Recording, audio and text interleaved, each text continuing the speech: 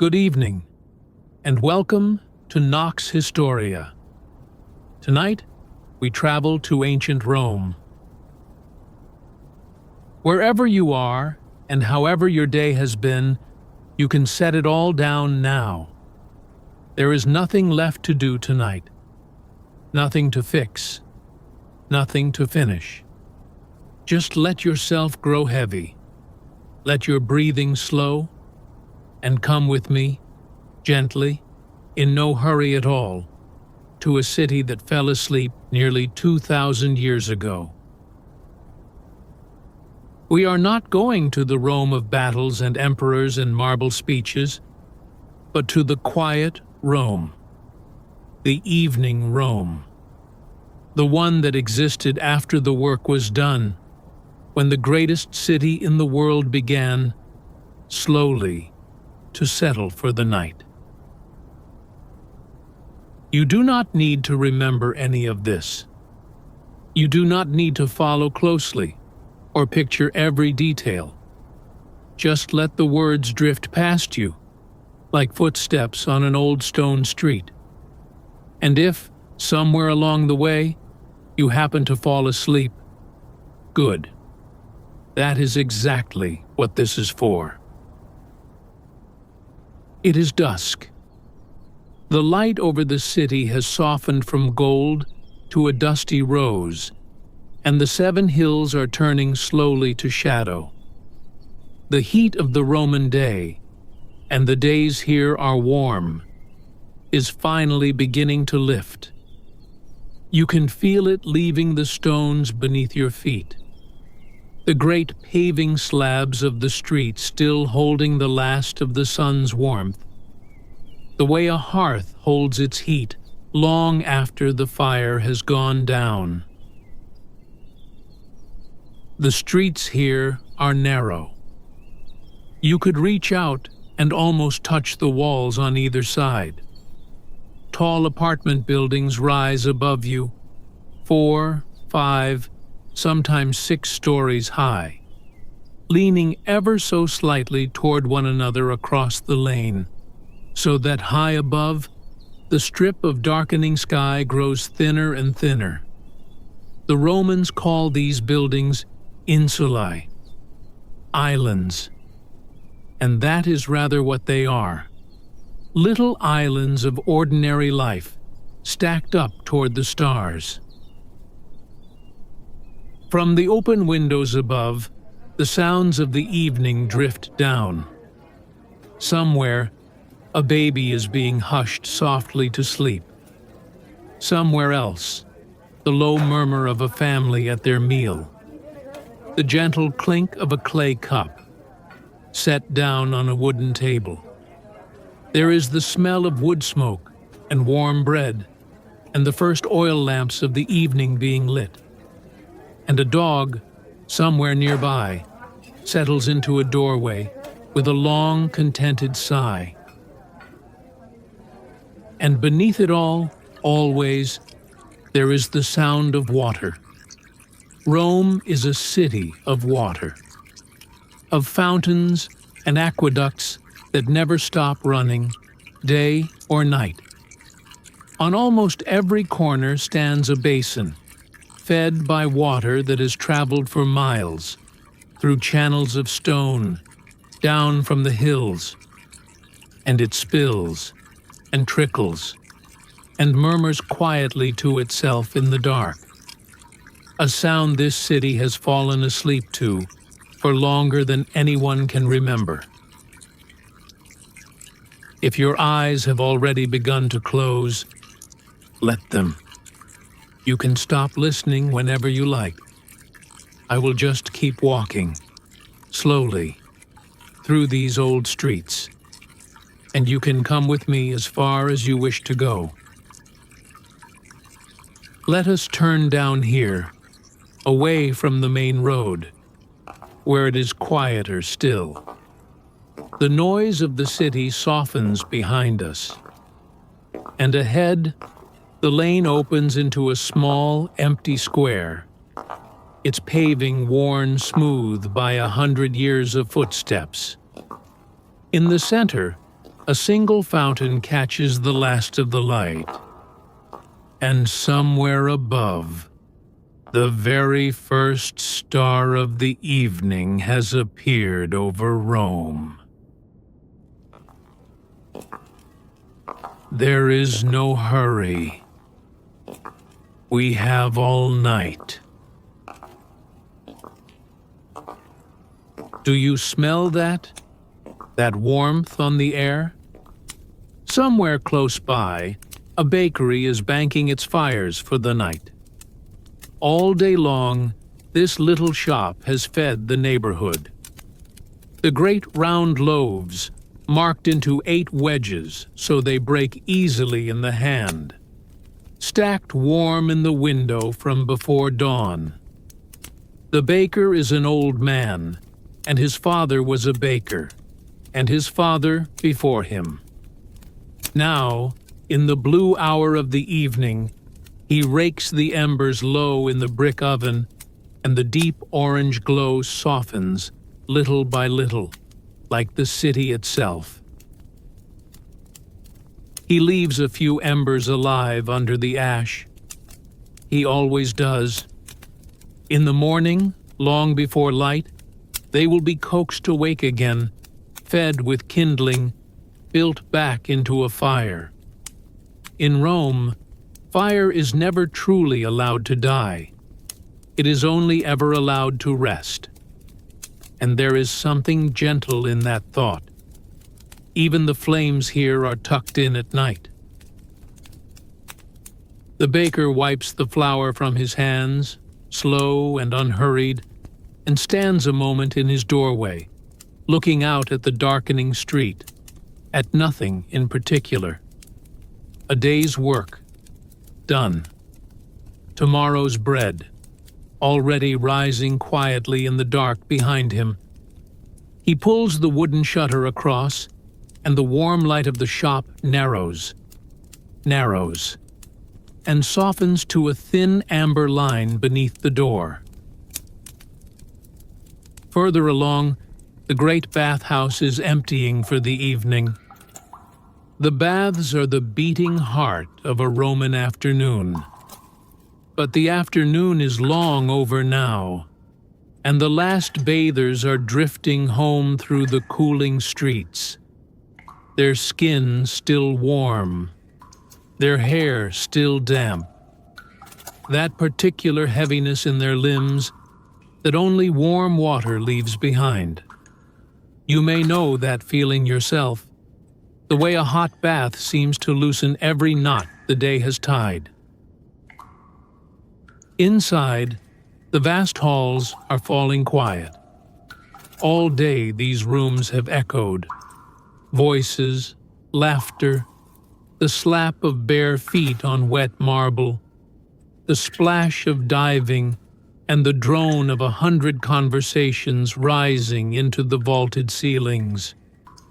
Now, there is only the slow drip of water from the mouths of the bronze fountains, each drop landing in the great pools and ringing out, soft and round, into the empty dark.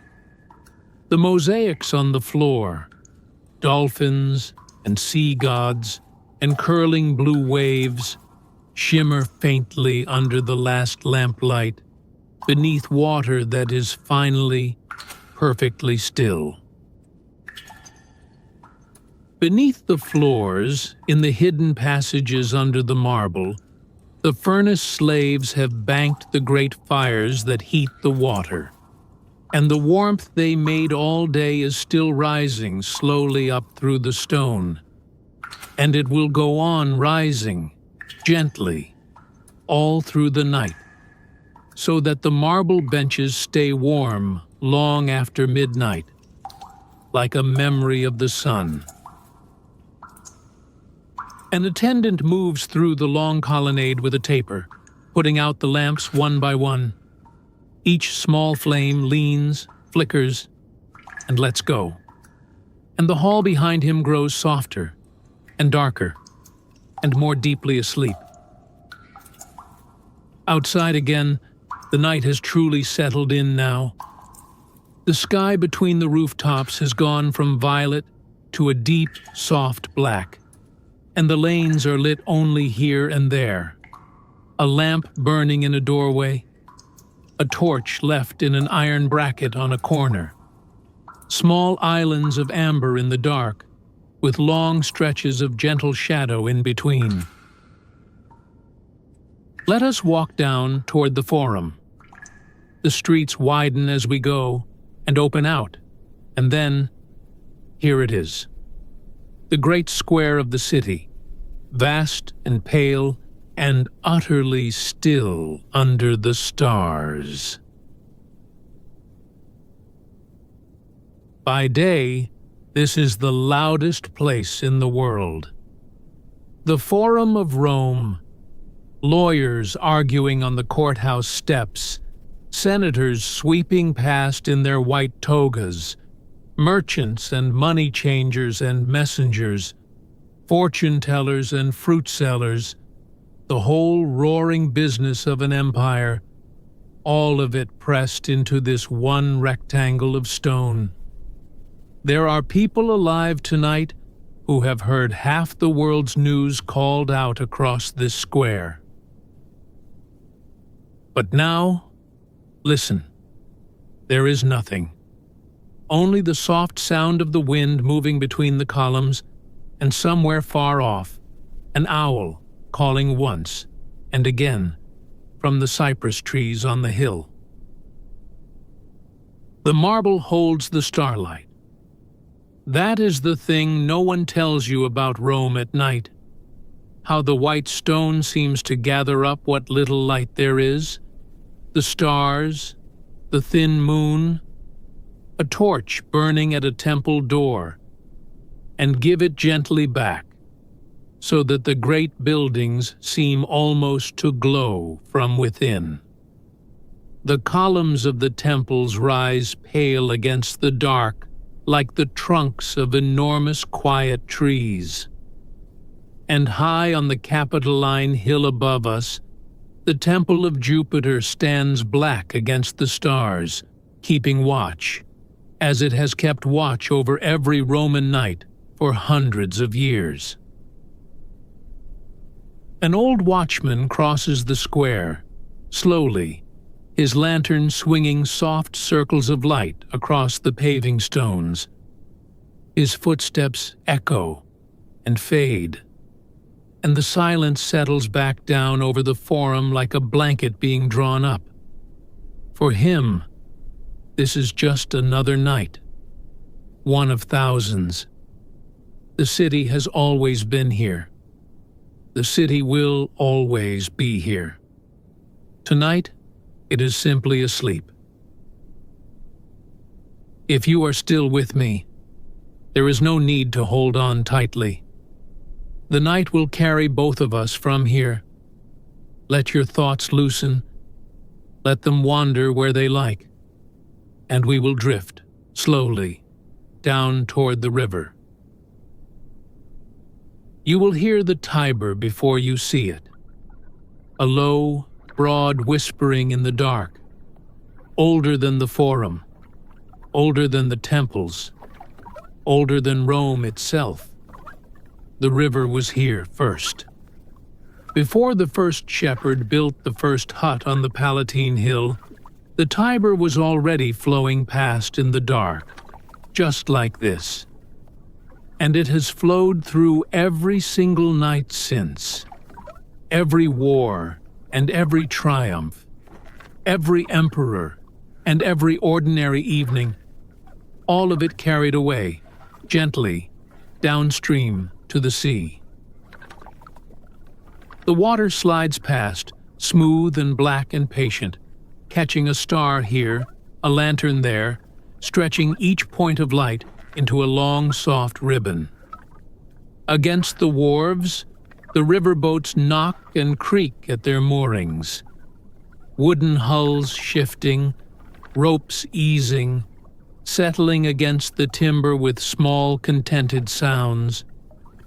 All day these boats have carried grain and wine and oil up from the port at the river's mouth. Now they rest, rocking very slightly, like sleepers breathing. On the far bank, a few windows still glow amber among the dark rooftops, and their reflections tremble on the water beneath. A night fisherman sits motionless at the river's edge, his line trailing away into the black, in no more of a hurry than the river is. And the great bridges stand with their feet in the current, arch after arch, while the water folds quietly around the old stone piers, a soft, endless rushing that never changes and never stops, and never asks anything of anyone. If there is a sound in all the world that means sleep, perhaps it is this one. Moving water, in the dark, going its own way, while you are allowed to stay perfectly still. Let us leave the river to its work and climb the lane, slowly, back up the hill, toward a house where a lamp is being lit for the night. It is a small house by Roman standards. A door of heavy old wood, a hallway floored with worn mosaic, and within, a little open courtyard where a square of starry sky looks down into the heart of the home. The family here is finishing their evening. The shutters have been drawn. The supper dishes are cleared away.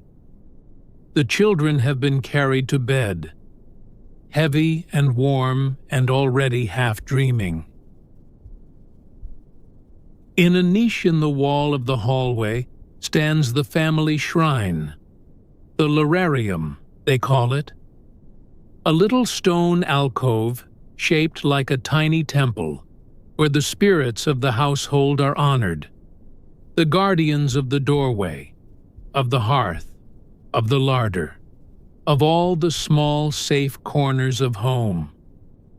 The mother of the house comes to it last of all, as she does every night.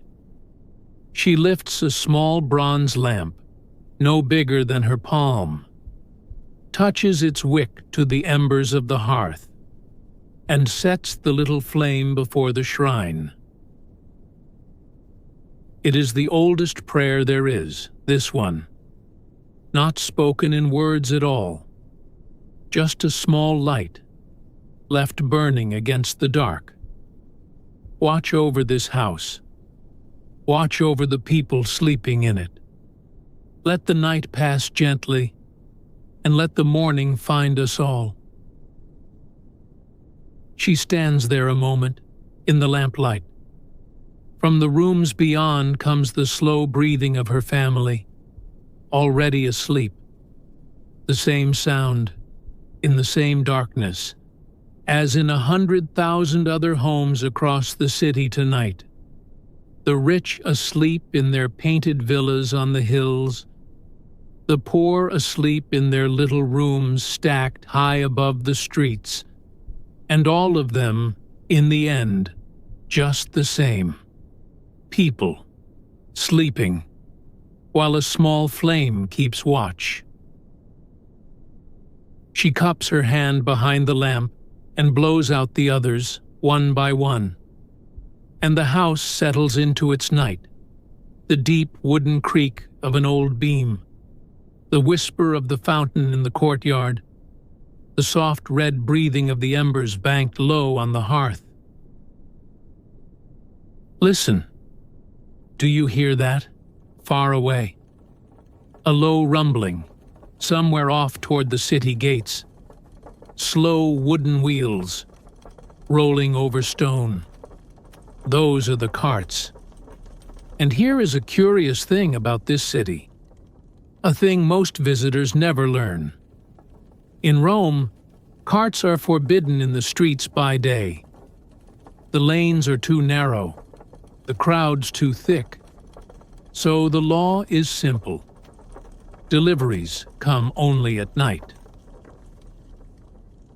And so every evening, as the people of Rome lie down to sleep, the carts come in from the countryside, loaded with cabbages and firewood, with wine and grain, with building stone and great clay jars of oil, creaking slowly through the dark streets, mile after gentle mile. The drivers barely need to steer. The oxen know the way, and walk it half asleep themselves, their breath steaming softly in the cool night air, their hooves falling slow and even on the stones. To us, perhaps, it would be a strange sound to sleep through. But to a Roman, it is the sound of everything being well. It means the granaries will be full tomorrow. It means bread in the morning and oil for the lamps. The children of this city are born to that far-off rumble and fall asleep to it all their lives, the way children near the sea fall asleep to waves. By morning, the carts will be gone, the streets swept and empty and quiet, as if the whole thing had been a dream. The city is fed in its sleep, and never sees it happen. On a corner near the square, the last taverna is closing. All evening it has glowed, a little room of lamplight and laughter, the smell of spiced wine and lentils and fried fish, neighbors leaning on the long marble counter, trading the small news of the day. Now, the last customer has wandered home, humming to himself in the dark.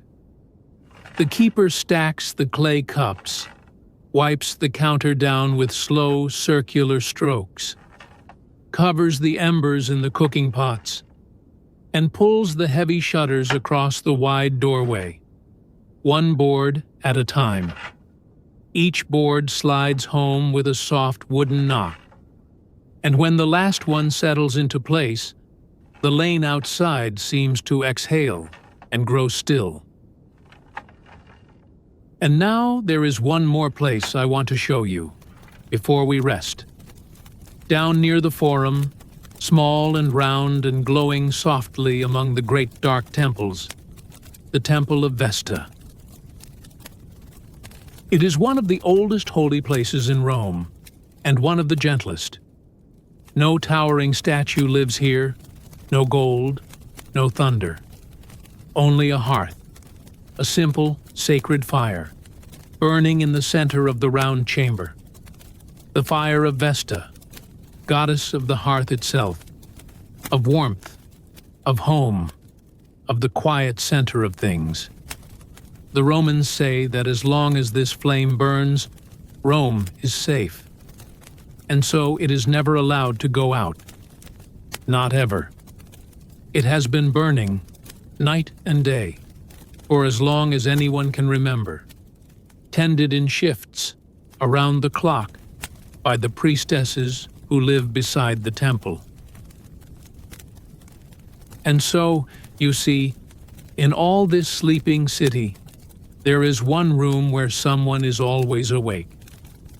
A priestess sits by the fire tonight, in the warm circle of its light, feeding it a small piece of wood from time to time, watching the flames lean and settle, listening to the soft sounds of the sleeping Forum outside. It is considered a great honor, this watch, to be the one who stays awake so that everyone else may sleep. And perhaps there is something deeply comforting in that thought, as your own eyes grow heavy, that it was true then, and it is true tonight, wherever you are.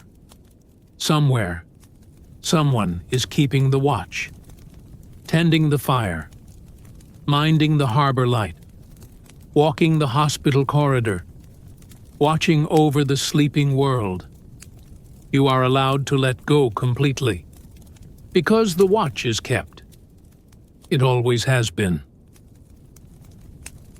The little temple glows quietly in the dark, like the lamp in the hallway of that small house, like the embers in the baker's oven. One warm point of light at the very center of the sleeping city. Come up with me, one last time, to the roof. From up here, on the warm tiles, still holding the day's sun the way the streets do, the whole city lies spread out below us in the dark. The 7 hills, rising and falling like waves. The black ribbon of the river, stitched with starlight. 10,000 rooftops, and beneath every single one of them, sleepers. More people than have ever lived together in one place in all the history of the world, and nearly every one of them, at this hour, asleep. Here and there, a late lamp still burns. A scholar, perhaps, reading by lamplight. A mother awake with a restless child. A watchman at his post by the city gate. Little amber points scattered across the dark, growing fewer and fewer as the night deepens. The crickets sing in the gardens of the great houses on the hill. A night bird passes overhead, once on soft wings, and the smoke of 10,000 banked hearth fires rises up, thin and silver, drifting away under the stars. The Romans believed the night itself was a goddess. Nox, they called her, one of the oldest of all the gods, older than Jupiter, older than the hills.